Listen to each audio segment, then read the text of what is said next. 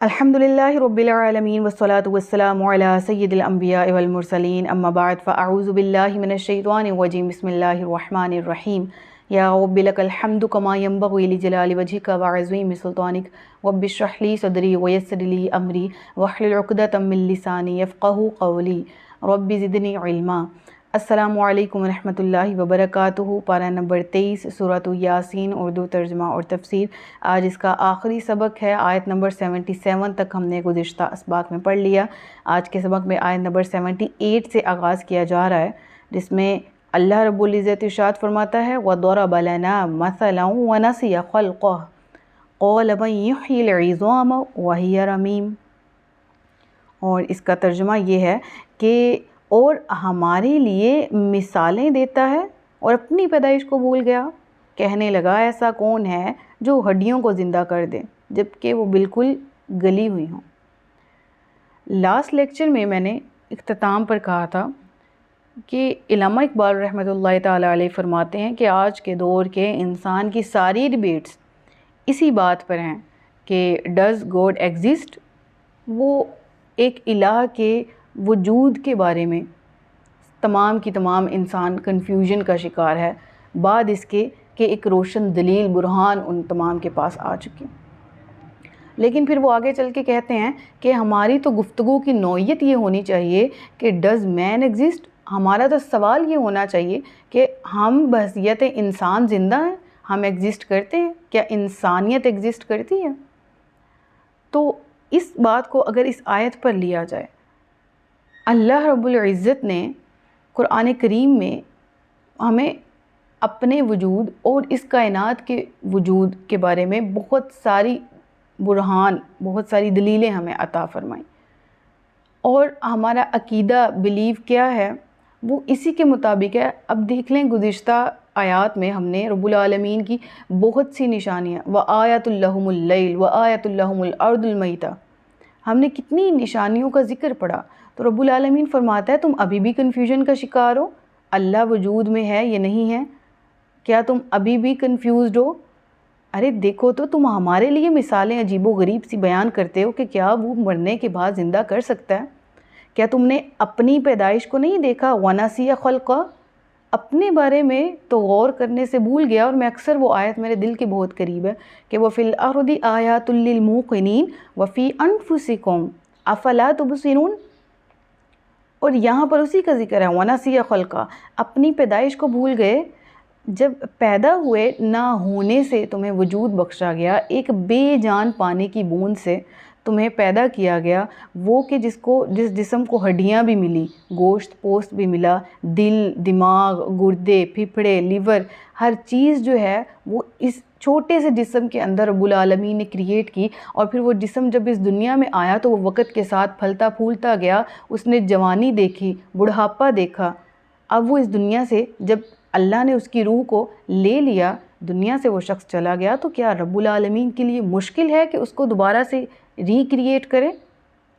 कुल युह्यिल्लज़ी अंशअहा अव्वल मर्रा व हुवा बिकुल्लि खल्क़िन अलीम। रब्बुल आलमीन फरमाता है महबूब आप फरमा दीजिए इन हड्डियों को वो ज़िंदा करेगा जिसने पहली बार इन्हें बनाया, और वो हर पैदाइश को जानने वाला है।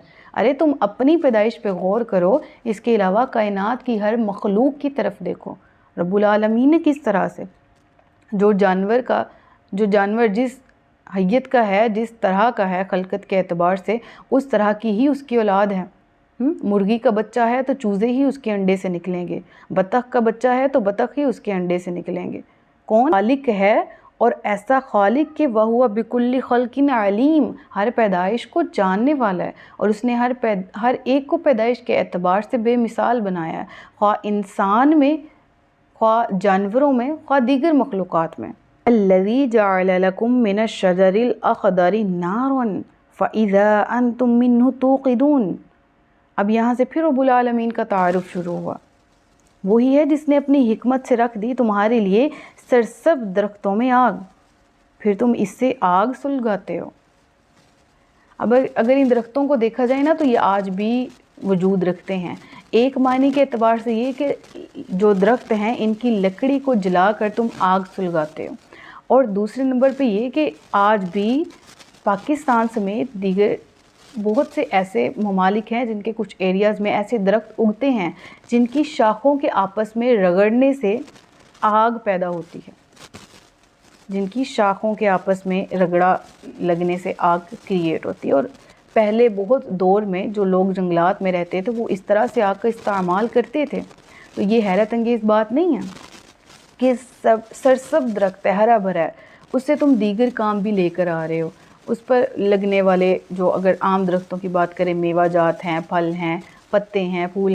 اور اس حوالے سے بھی میں ایک بات بتاتی ہوں۔ کل میں ایک سڑک سے گزر رہی تھی اور ٹریفک وہاں پر بہت تھا، تو وہاں پر ایک لوڈر بہت بڑا ٹرک تھا، اس کے اندر بہت سے بڑے بڑے پیکس جو ہیں نا وہ تھے کہ دیکھ کے ایک دم دل میں کوئی نا ایک خوف سا بیٹھتا تھا۔ جب اس کے قریب سے میں گزری نا، بہت بڑا وہ ٹرک تھا، اور وہ جو باکسز تھے وہ اس میں سے کچھ پھٹے ہوئے تھے، اور اندر سے کیا نظر آ رہا تھا، جو چھلی ہے اس کے سٹے، یعنی ہم چھلی کھاتے ہیں، ٹھیک ہے، کارن جسے کہا جاتا ہے، مکئی، ہم اس کو پکڑتے ہیں، ٹھیک ہے، اور ہم نے کھا لی اور ہم سمجھتے ہیں کہ یہی کام ہے چھلی کے دانوں سے، ٹھیک ہے، اور یا ہم کہتے ہیں کہ ان کو پیس کے جو ہے وہ مکئی کا کارن فلور بنا دیا جاتا ہے اور دیگر کے کاموں میں وہ لایا جا سکتا ہے، لیکن ہم نے کبھی اس کی نیچے والی سٹک سٹے کو ہم نے کبھی کسی گنتی میں نہیں رکھا۔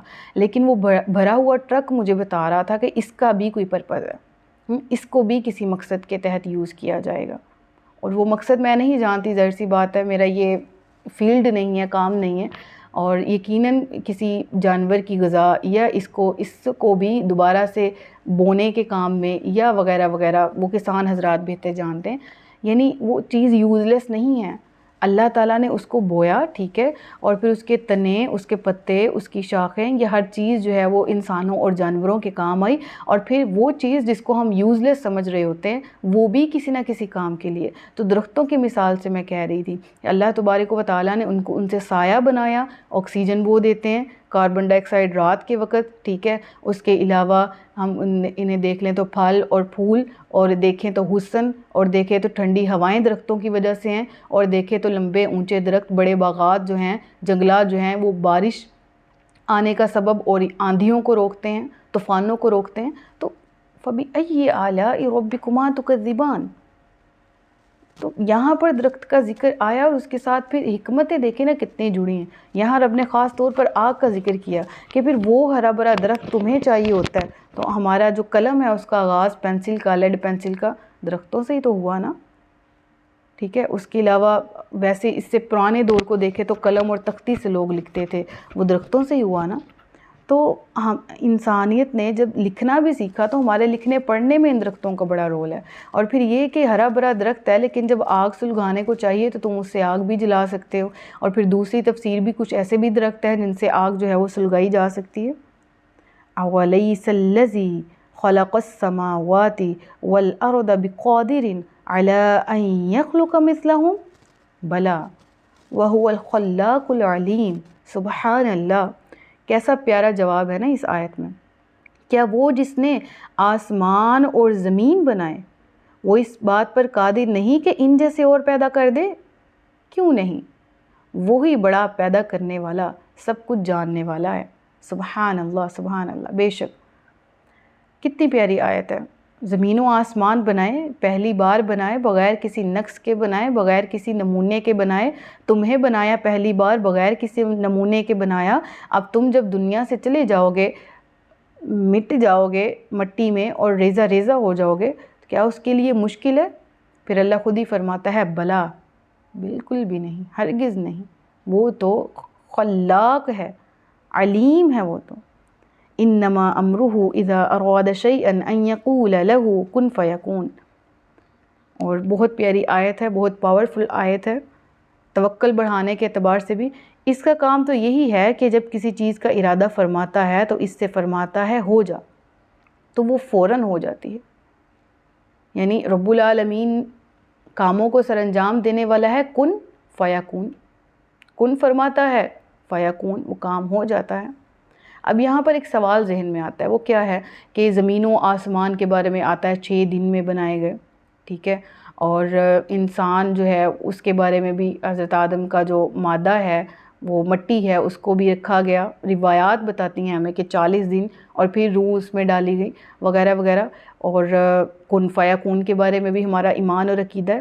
تو اس چیز کو ذرا سمجھ لیجئے گا۔ عین ممکن ہے قرآن کریم میں 6 دنوں کا ذکر ہے، تو اس سے مراد ہماری مراد ہے کہ 6 دن سے مراد جتنا سورج غروب ہونے کا اور طلوع ہونے کا ٹائم لیتا ہے ایک دن اور رات میں، وہ مراد ہو۔